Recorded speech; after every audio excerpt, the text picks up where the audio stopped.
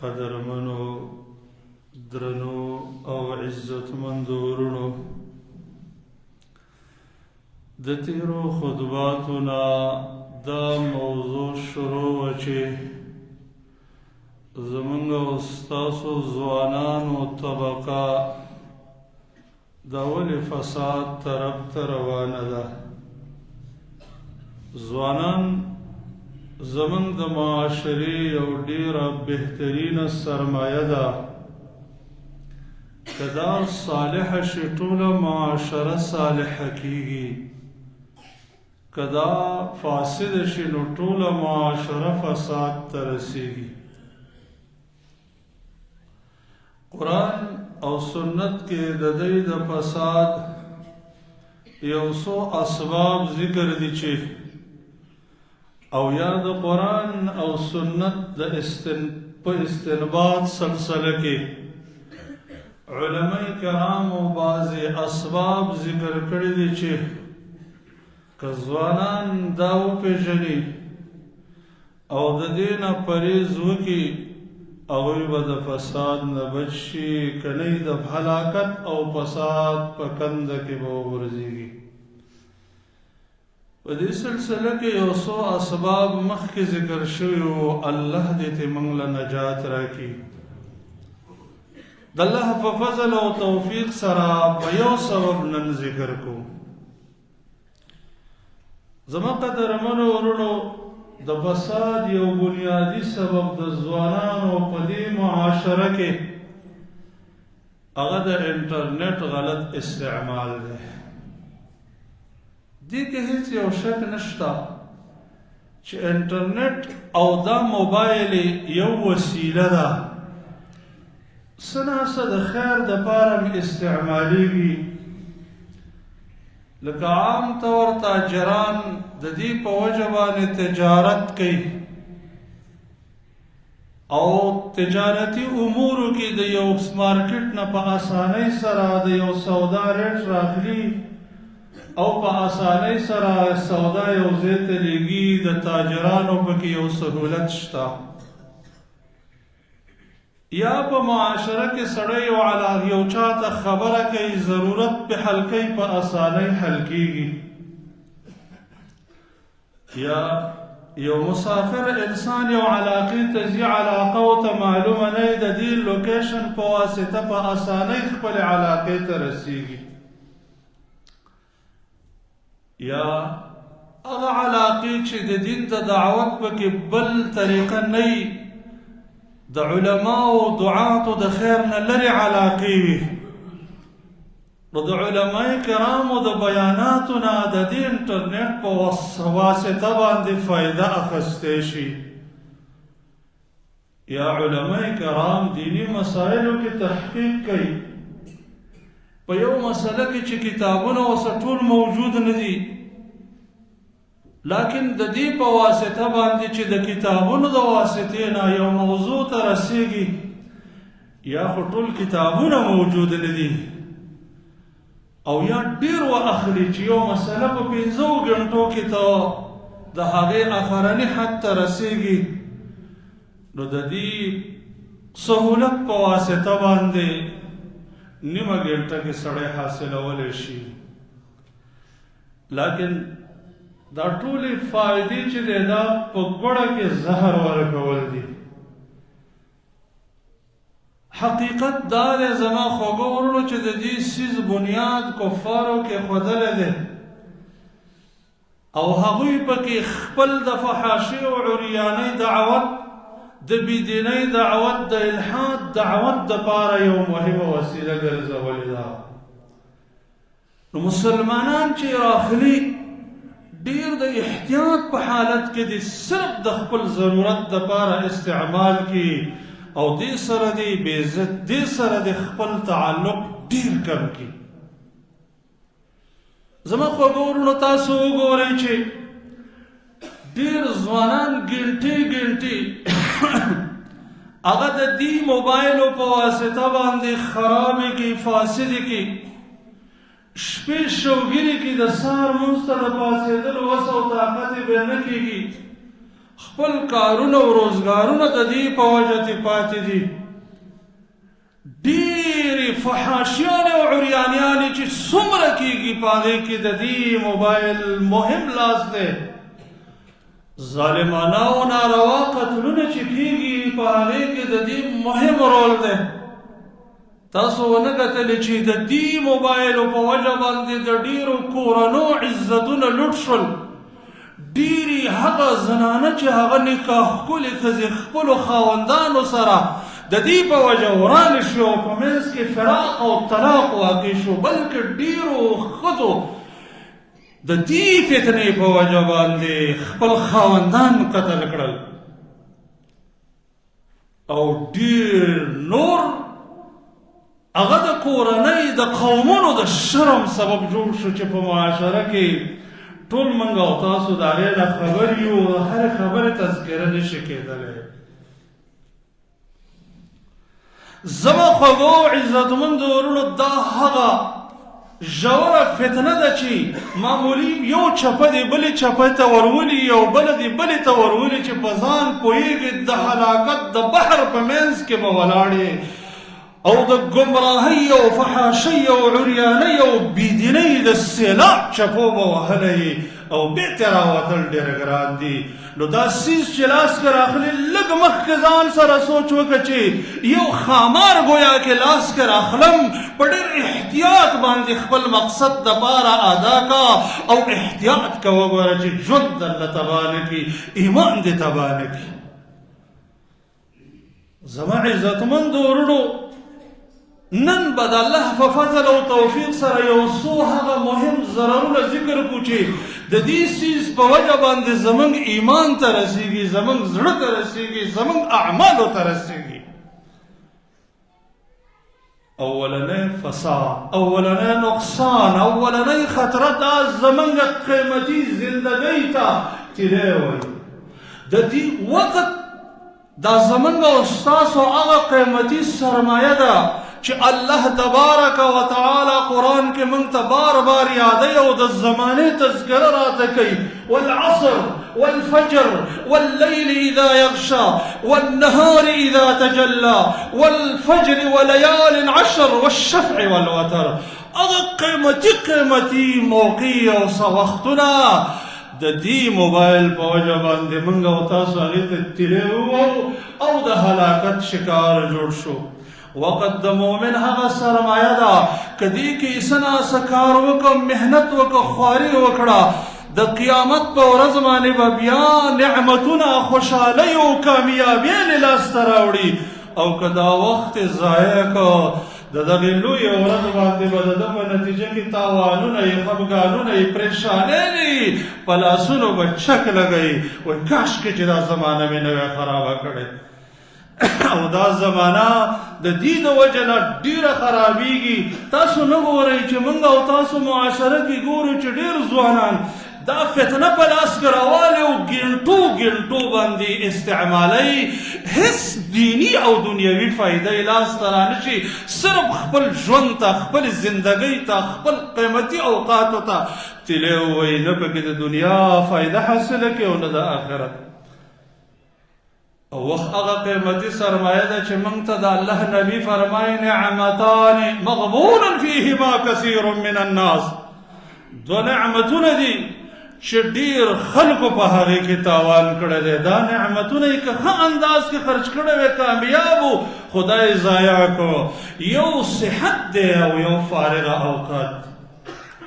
ځکه خو موږ ته قرآن کریم د قیامت یو منظر راخلي چې بعضې انسانان به الله رب العالمین ته درخواست وکړي چې یا الله زه په دین باندې نه پوهېدم، زه د دین نه غافل وم. الله به ورته د دې وخت د نعمت تذکره وکړي، ورته وبوایي اولم نعمرکم ما یتذکر فیه من تذکر وجاءکم النذیر. ولې ما تاله دومره زندګي نه ور درکړې؟ که تا په دې کې چېرته بند اخیستلی نو بند یې پکې اخیستلی شو، او که چېرته تا پکې بند وانخیسته ځکه نقصان کې واقع شو. دغه وجه ده چې حسن بصري رحمه الله فرمایي وی ادرکت اقواما الوقت اغلى عندهم من الدنانير والدراهم. ما داسې قوم راګیر کړی او داسې قوم سره زما ملاقات شوی چې هغه خپل استادان ښیي چې وخت هغوی ته د سرو زرو سپینو زرو نه ډېر زیات قیمتي و. په بل روایت کې داسې راځي چې هغوی به ډېر بخل کوو، وخت به نه خرج کوو فالتو، لکه څنګه چې تاسو په سرو زرو سپینو زرو پیسو باندې بخل کوئ، فالتو یې نه خرج کوئ. نو د دې په وجه باندې زمونږ او ستاسو هغه خوږه زندګي ده، قیمتي زندګي چې د هغې معمولي لحظات هم موږ قیمتي کو، جنت پې ګټو، جنت د الله رضا پې ګټو، ښکلې ښکلې بندګیانې پکې کوو. هغه قیمتي وختونه د دې فتنې په وجه باندې هلاک او تباه شو. زما خوږو وروڼو دویم خطرناک ضرر په دې کې دا دی چې د دې په واسطه باندې انسان د سترګو په ګناه کې او د غوږونو په ګناه کې اخته کېږي، چې نبی کریم صلی الله علیه وسلم دې ته د سترګو زنا او د غوږونو زنا ویلې ده. نبی صلی الله علیه وسلم فرمایي ان الله كتب على ابن آدم حظه من الزنا فهو مدركه لا محاله. الله بني آدم باندې په هر اندام باندې یو زنا لیکلې ده، هغه به راګیری. نو بیا فرمایي چې فالعینان تزنیان وزناهما النظر، دا سترګې هم زنا کوي، د ده زنا دا ده چې حرامو ته ګوري، او غوږونه هم زنا کوي او د هغه زنا دا ده چې حرام پې اوري.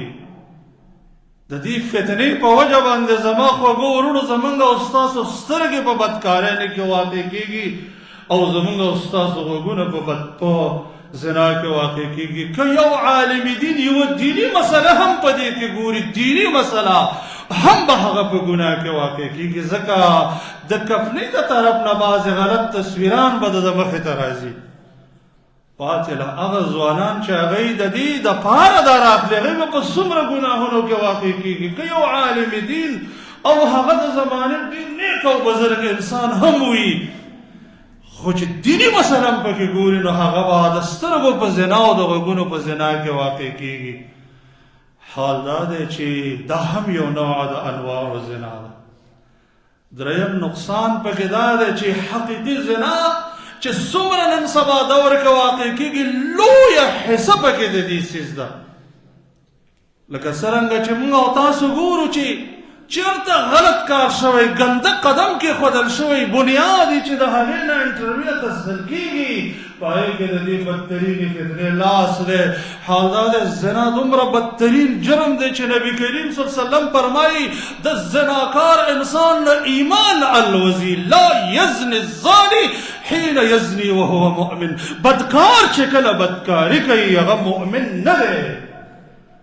په بل حدیث کې د هغې تفسیر راغلی دی، هغه دا دی چې بدکار انسان کله بدکارۍ ته واپس ورځي، د ایمان د هغه نه وځي او په سر باندې د یو چتر په شکل ودرېږي.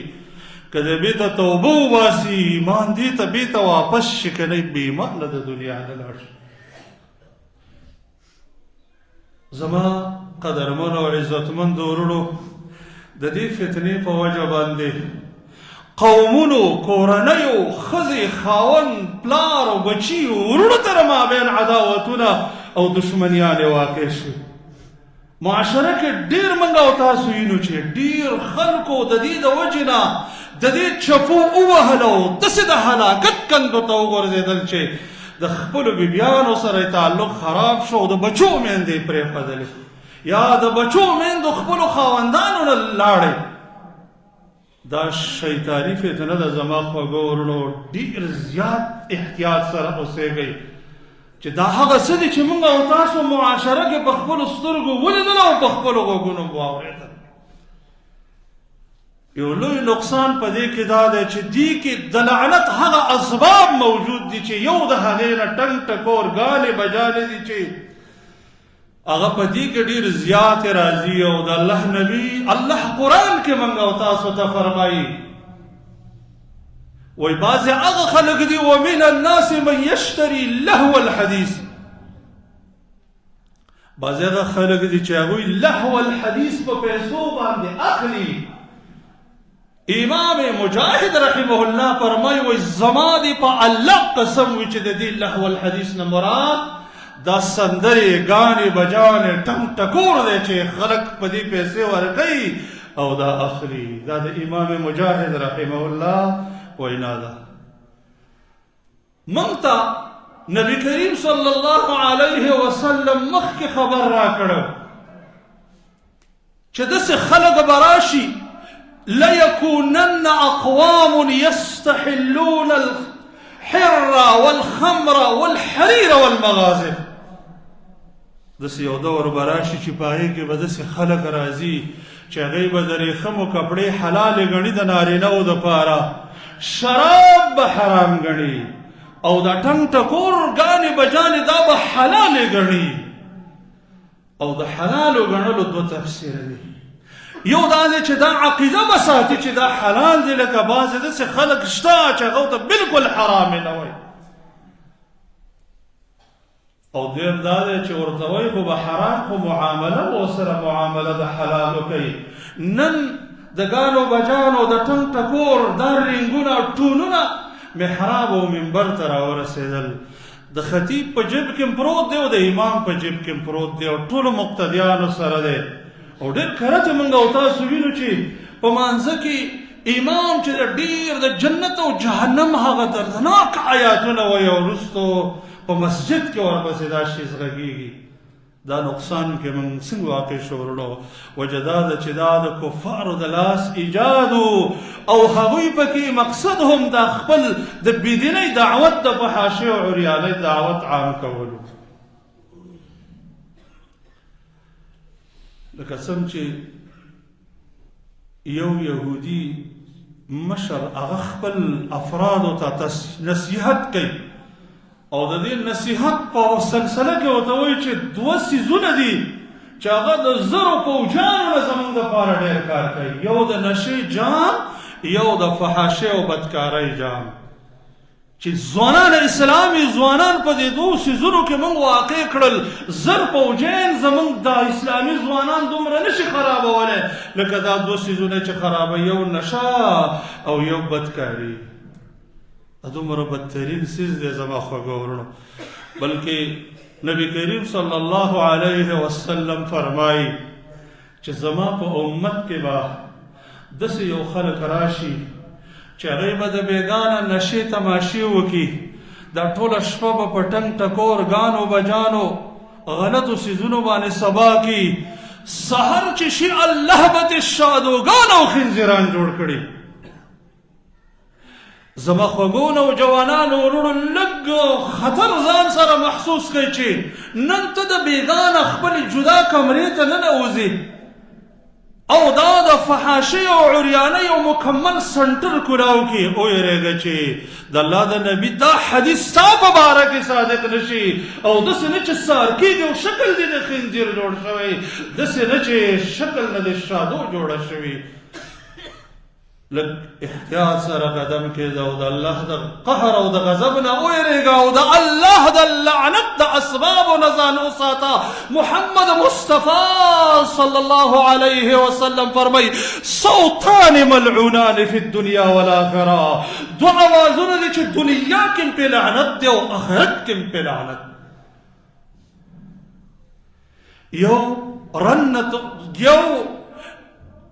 رنة عند نغمة عند نعمة ورنة عند مصيبة. يو مزمار عند نعمة ورنة عند مصيبة. یو د خوشحالۍ په وخت کې دا د ټنګ ټکور اوازونه او دویم د مصیبت په وخت کې د ییر او د جړا اوازونه. په دې دواړو باندې د الله د طرف نه لعنت ورېږي. دی وجه نه زموږ د دین مشرانو به د دې نه سخت ځان ساتو. نافع رحمه الله د عبدالله ابن عمر رضی الله تعالی عنه شاګرد دی. هغه وایي زه یوه ورځ د عبدالله ابن عمر رضی الله عنه سره روان وم. هغه د یو شپنکي نه د یو شپېلۍ اواز واورېده. هغه په خپلو غوږونو کې ګوتې کېښودلې و. لرې چې موږ لاړو ما ته نافعه ته د خپلو غوږونو نه ګوتې لرې که چې اواز راځي ما ویل نه راځي. بیا یې ګوتې د خپلو غوږونو نه لرې کړې او بیا یې وفرمایل چې زه یوه ورځ د رسول الله صلی الله علیه وسلم سره ومه او هغې داسې اواز واورېد او په خپلو غوږونو کې ګوتې کېښودلې. خوږو او قدرمنو ورونو، لعنت د الله د رحمت نه لرېوالی او هلاکتو بدبختیو د الله قهر او غضب ته وردانګل دي. معاشره کې ځکه نقصانات ډېر شو ورونو چې موږ د دې اسبابو په وجه د الله د رحمت نه وتښتېدلو او د الله د لعنت شکار جوړ شو. ځکه مشکلات بدبختیان یې ځکه بار بار راځي. زما خوږو او قدرمنو ورونو، دوی کې یو نقصان په دې سیس کې دا دی چې د دې په وجه باندې الله رب العالمین زمونږ عملونه بربادوي. عملونه هغه به په ورځ د قیامت په میزان الحسنات کې بالکل د الله په وړاندې وزن نه لري. ځکه موږ ته نبی کریم صلی الله علیه وسلم یو مبارک ارشاد پیش کړی دی چې زه داسې انسانان په خپل امت کې پیژنم چې د قیامت په ورځ باندې به راشي او د تهامه د غرونو په شان اعمال به یې کړي چې دا ډېر غټ غرونه دي او په عربو کې د مثال په شان ورکولی، د مثال په ځای ورکولی شي. وایي د تهامه د غرونو په شان لوی لوی اعمال به یې کړي چې کله یې په میزان کې کېږي فیجعلها الله هباء منثورا، هیڅ وزن به ونه لري. الله به یو دوړه وګرځوي. دوړه د غرونو په مقدار اعمال که یو سړی وکړي او دوړه چې جوړېږي دوړه. د الله نبی صلی الله علیه وسلم صحابو د الله د نبي نه پوښتنه وکړه، ای د الله رسوله دا خلک موږ ته بیان کړه چې دا څوک دي؟ هغه وفرمیل خبردار دا ستاسو ورونه دي، ستاسو په شان انسانان دي.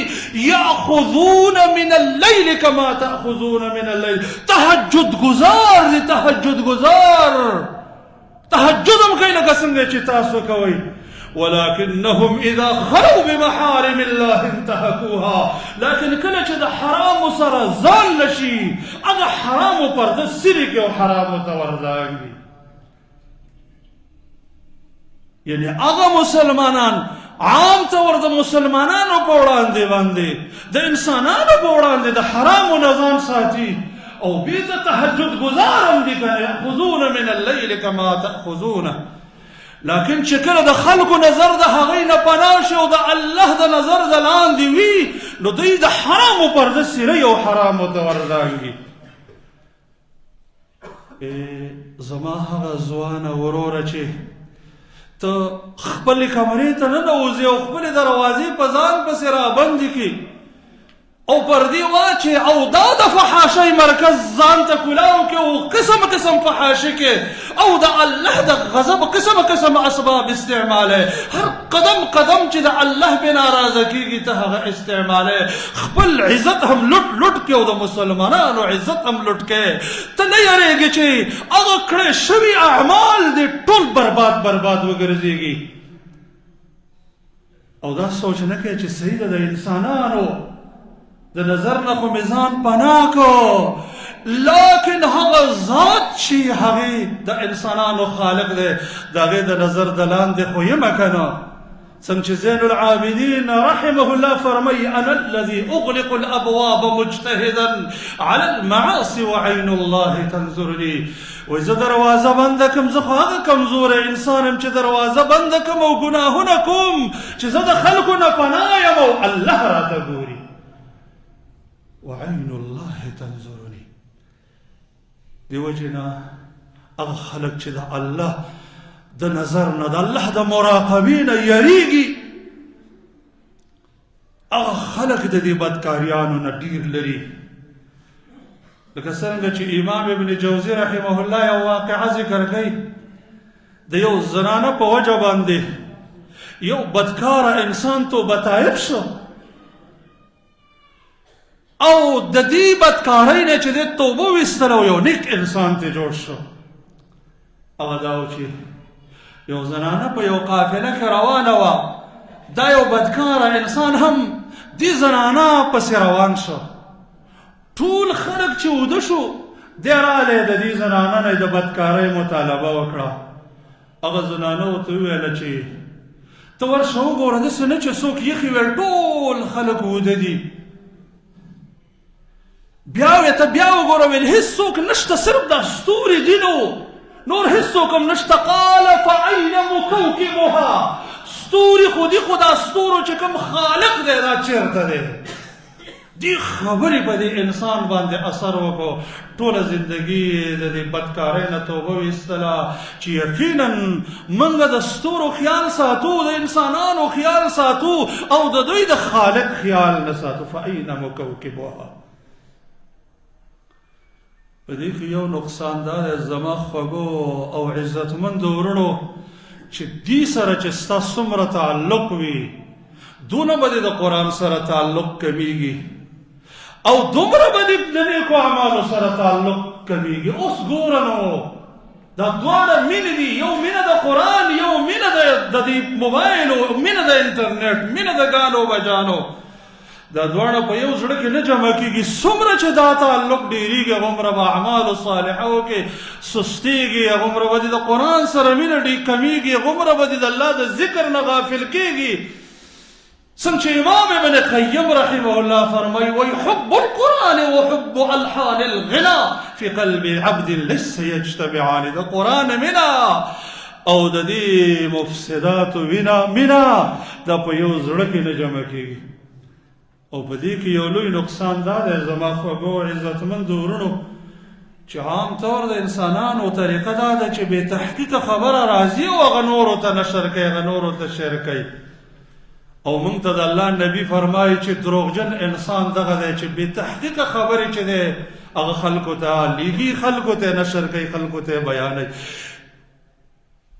نبی کریم صلی الله علیه وسلم فرمایي وای که نور هیڅ دروغ انسان نه وای دا یو دروغ بس دی چې ان یحدث بكل ما سمع چې هره خبره اوري د هغې تحقیق نه کوي او هغه نورو خلکو ته شیر کوي نشر کوي. زما خوږو او عزتمندو ورونو د خپل موبایل راخیستلو په وخت کې لږ ځان سره دا تصور وکئ چې یقینا دا د فساد هغه بدترین څیز دی چې قسم قسم فساداتو ته ورکوي او دا هغه د هلاکت وور دی او سکروټه ده چې زما ایمان او اعمال صالحو ته خطر پیښوي او هغه بدترین اجدها او خامار دی چې زما زړه او زما ایمان له ټک راکوي. نو کله ناکله اور هم سړی استعمالوي خو ډېر په احتیاط استعمالوي، خپلې کپړې ته لرې کوي او اور والا چې اور اړی سکروټې اړی راړی نو هغې دپاره د اوسپنې یو څیز جوړ کړی په هغې کې نیسي او اړی راړی چې دا ماته ضرر راونه رسوي.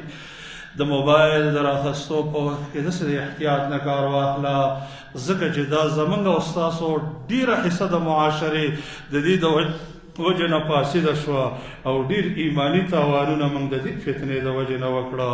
رب العالمین دې موږ او تاسو د دې فتنې د شر نه محفوظ کړي او الله رب العالمین دې زموږ معاشره صالحه کړي. یا الله د نیکو اعمالو توفیق راکړي او د ګناهونو نه محفوظ کړي. او یا الله کم ګناهونه چې زموږ نه شوي په خپل فضل باندې په موږ په دنیا کې پرده راواچوي او هغه ګناهونه راته معاف کړي. اقول قولي هذا استغفر الله لي ولكم ولسائر المسلمين.